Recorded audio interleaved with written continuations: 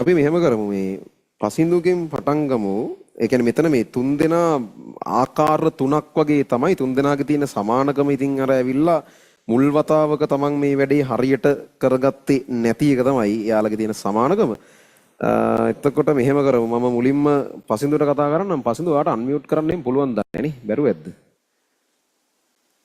ඉන්නවා පුළුවන් සර්. පුළුවන් නේ. හරි. ඔයා මේ වීඩියෝ එකත් පුළුවන් නම් ඔන් කරන්න. හරි. හරි නම් ඒත් අවුලක් නැහැ. පුළුවන්කමක් තියෙනවනේ වීඩියෝ එකත් ඔන් කරලා මේ ඔයාගේ විස්තරේ ඔයා කියන්නකෝ ඉතින් පටන් ගන්නකෝ. ඔන් කරන්න දෙන්නේ නැහැ සර් වීඩියෝ එක. වීඩියෝ ඔන් කරන්න දෙන්නේ නැද්ද? ආයින්න. නැහැ සර්.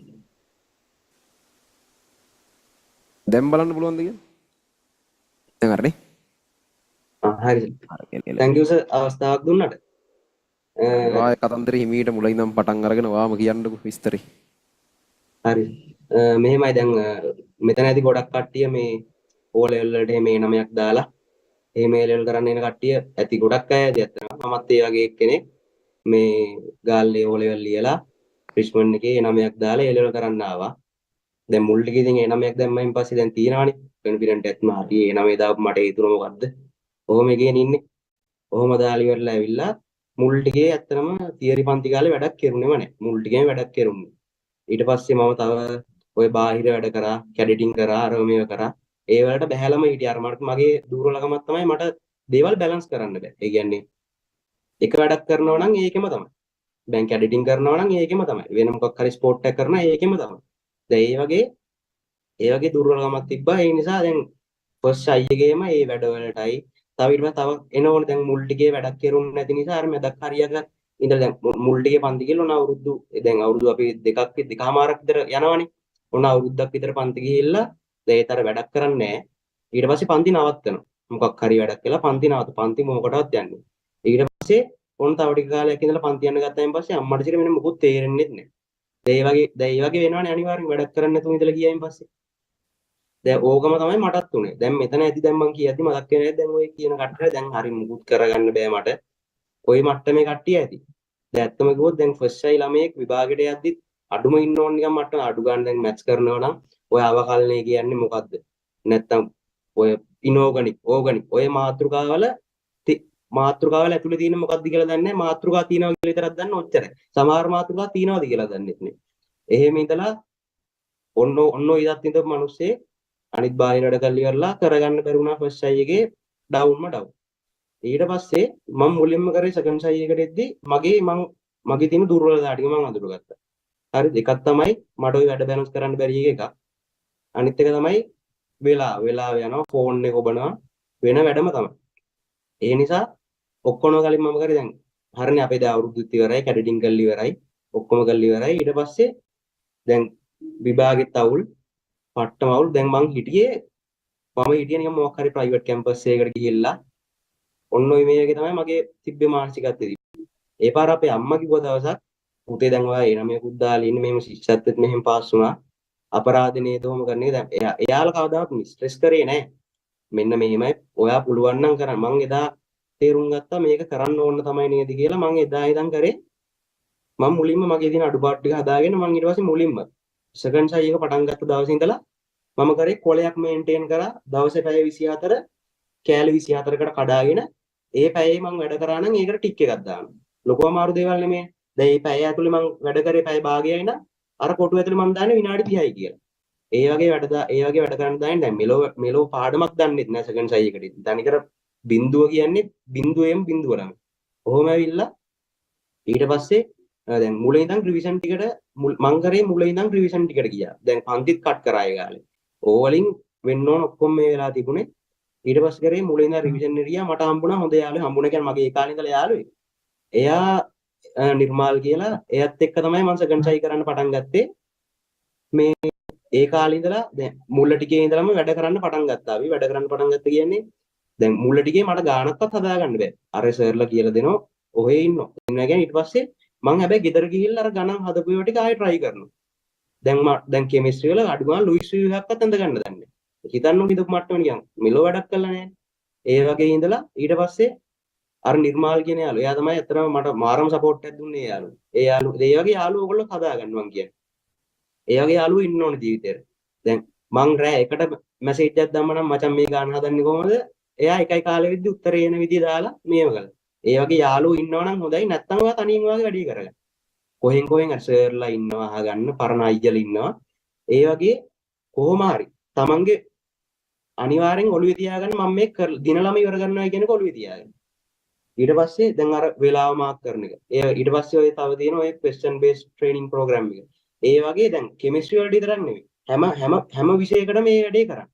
මම F3කින් පටන් මම මගේ ශෛලිය කියනවා මම F3ෙන් පටන් ගත්තා ගන්න දෙන්නේ. මුලින් ඉඳන් වැඩ ටික පොඩ මම කරගෙන ගියා. හරි මට දැන් පේන ඕන්න පොඩ මගේ ලකුණු හැදෙනවා. මුලින් ලකුණු 10යි 9යි ඔහොම චුට්ට උඩට එනවා. ඔය විෂයන් තුනේ මේ පාර උඩට ඇවිල්ලා කොහොම හරි මගේ අන්තිම කාලෙදී මේ වැටෙන තැන් ඕන තරම් ඒවි. ඕන තරම් එනවා. ඒ මිනිස්සු කියන කතන්දර දැන් ආමිලස කතාව කියද්දිත් එතකොට තේරෙනවා අර මේ දේවල් මටත් වුණා නේද කියලා අර මැවිලා පේන අතර මේ දේවල්. ඔයාලටත් දැන් ඒ වෙලාවෙද්දී ඒක දැනෙනවා ඇති. ඒක වෙනස් කරන්න පුළුවන් එක ඔයාට එක මොහොතක එන ඒ සිතුවිල්ල හැබැයි එකම දේ ඔයා ඒක දිගට කන්ටිනියු කරන් යන්න ඕන. දැන් ඔන්න මට හරි මං දැන් අද හිතනවා මට වැඩ කරන්න ඕන කියලා මං දැන් අද වැඩ කරලා හෙට වැඩ නොකර හිටියොත් ඒක මේ වෙන්නේ. දිනපතා ඒක කරන් යනවා එතකොට පුරුද්දක් වෙනවා. අන්නේ පුරුද්දක් වුණායින් පස්සේ ඒක නවත්තන්න කාටවත්ද? ඔයාලේ එතනින් පටන්ගෙන අනිවාර්යෙන් දැන් මම කියපු විදිහට මෙතන ඇති මෙලෝ දෙයක් කරගන්න බැරි ළමයි ඇති. හැබැයි ඔයා එක තැනක් අල්ලගන්න. දැන් ඔයා ගණන් පැත්ත හොඳ නම් ඔයා මුලින් ඔය කෙමිස්ට්‍රි වල ෆිසිකල් ටිකක් පොඩ්ඩක් බලන්න. ඊට පස්සේ ඔයාට සෙට් වෙනවනේ පොඩ්ඩ. ඊට පස්සේ බහින්න ඔය මටත් ඒ වගේ මට දැන් ඉනෝගනික් ඕගනික් කියම ඇත්තටම හරි අවුල් ඒ වගේ විෂයන් දැන් පාඩම් කරන් තියෙනවනේ. ගණන් පුළුවන් ඔයා මේ පැත්තෙන් අල්ලගන්න. ඒ වගේ එක කොනකින් අල්ලගෙන ඔයා එතන පාර දිගේ යන්න කොහොම හරි ඊට පස්සේ දැන් ඔයාට දැන් මාස 5යි නම් තියෙනවා. ඔයා දැන් මුකුත්ම වැඩක් කරලා නැත්නම් ඔයා සිලබස් ඔක්කොම කවර් කරන්න යන්න ඕනෙත් නේ. දැන් මට තිබ්බේ අවුරුද්දයි. මං සයි එක මුලින් ඉඳලා පටන් ගත්ත නිසා මම සිලබස් ඔක්කොම කවර් කරන්න ගියේ නෑ. මං විභාගයට යද්දිත් මට පාඩම් වගේක් මිස් අර ප්‍රධාන පාඩම් ටික තියෙනවා. දැන් ෆිසික්ස් ගත්තොත් චුම්බක ශාස්ත්‍ර ඔය වගේ පාඩම් වගේක් මට මිස්. මේ කම්බයින් ගත්තත් එහෙමයි කෙමිස්ට්‍රි ගත්තත් pH අරව මේ මිස්. හැබැයි වාර කරපු පාඩම් ටික ඒ ටික අනිවාර්යෙන් ප්‍රැක්ටිස් කරලා ෆුල් කොන්ෆිඩන්ට් එකේ යන්න. විභාග ලියන වෙලාවෙත් ඒක ගොඩක් බලපාන විභාග ලියන වෙලාවේ ආයෙකට මුණ දෙන විදිය. ඒවා සර්ලා අනිවාර්යෙන් කියලා කියනවා මෙහෙම කරන්න. ඒ විදිහටම කරන්න. වරදින්නේ නැහැ කවදාවත්. ඒ ටික කරලා අන්තිමට දැන් මේකේ සතුටුම හිතෙන මොමන්ට් එක තමයි ඔයා විභාග ලියලා ඇවිල්ලා ඔයාගේ රිසල්ට් එන දවසේ. ඔයාට දැන් මං ගාල්ලෙන් 98 වුණා. ඒ තුනක් අරගෙන. ෆස්ට් එකේ මුකුත්ම ගන්න දෙයක් නැතුව ඉඳපු ළමයි මම කියන්නේ මං වැඩ කියන එක වෙන්නන්නේ නෙමෙයි. මම මේ දේ කරා නම් ඔයාට අනිවාර්යෙන් ඒක කරන්න පුළුවන් කියන එක මම කියන්නේ තමයි මං කියන්නේ. ඒ නිසා දැන් ඒ වෙලාවට අම්මලාගේ හිතේ තියෙන සතුට ඒ කියන්නේ මේ අම්මා වෙනුවෙන් කරන්නේ කියන එක අම්මා තාත්තා වෙනුවෙන් කරන්නේ කියන එක නෙමෙයි. ඔයා වෙනුවෙන් මේක කරන්න. කරලා ඒක වෙනම කොහොමවත් ගන්න බැරි සතුටක් තමයි ඒ වගේ රිසල්ට් එකක් දාලා එතන මේව ගන්නවා කියන එක. දැන් අපේ අම්මා නිකන් ඉන්නලාටත් කියන්නේ දැන් ඔයා කවදාද ඉංජිනේර කෙනෙක් නේද පුතේ කියන එක අර අම්මාගේ හිතේ තියෙනවා. ඒ සතුට අම්මලාට දෙන්න බාන අනිවාර්යෙන්ම. කියන්න තියෙන්නේ දැන් ඔයා වැඩේ පටන් ගත්තා නම් අනිවාර්යෙන් මේක දිනලම ඉවර කරන්න. මොන බාධකයාව බාධක ඕන තරම් ඒවි. ප්‍රශ්න එනවා හරි ඔයා ප්‍රශ්නේ පොඩ්ඩක් පැත්තකින් තියලා ඔයා වැඩේ කරන් යන්න දිගට. පුළුවන් තරම් ගණන් හදන්න ප්‍රැක්ටිස්ම තමයි ඒ කියන එකේ තියෙන්නේ.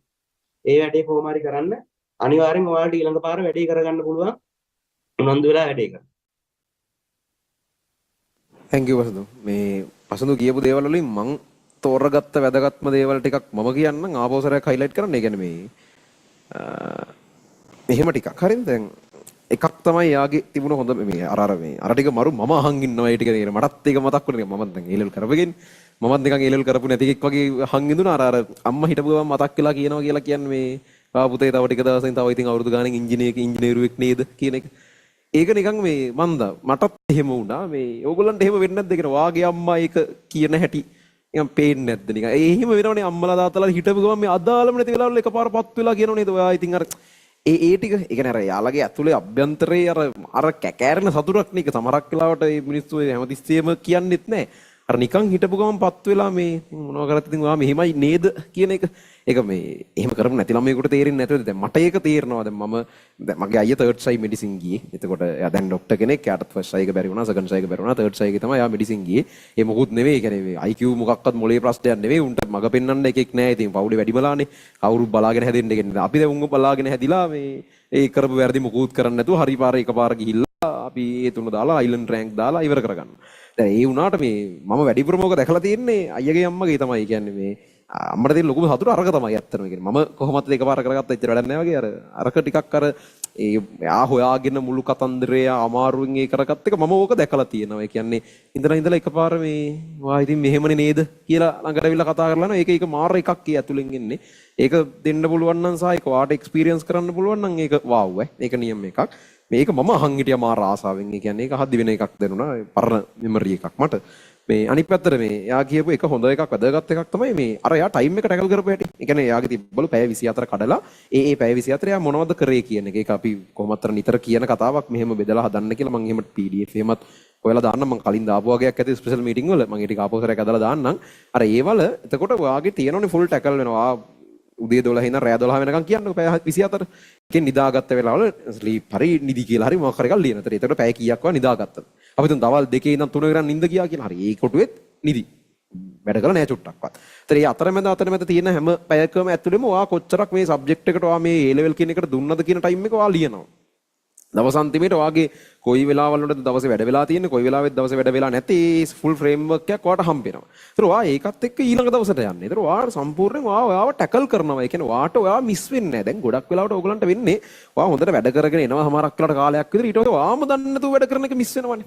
අන්තිමට සතියක් විතර ගිහින් බලද්දි ඔයාට හිතා ගන්න බෑ මොකද්ද මට මේ උනේ කියලා. ඔහොමනේ ගොඩක් ළමයින්ට වෙන්නේ. අන්න ඒක නතර වෙන ඕකත් එක්ක ඒක අනිවාර්යෙන් කරන්න ගන්න හොඳ එකක්. විශේෂයෙන්ම අර තමන්ගේ ඩිසිප්ලින් මදි ළමයි ඔයා දවස ඉවර කරලා දවසේ කොලේ බැලුවම ඔයාට පසුතැවෙන්න හරි තියෙනවා හරි ඩේටා ටිකක්.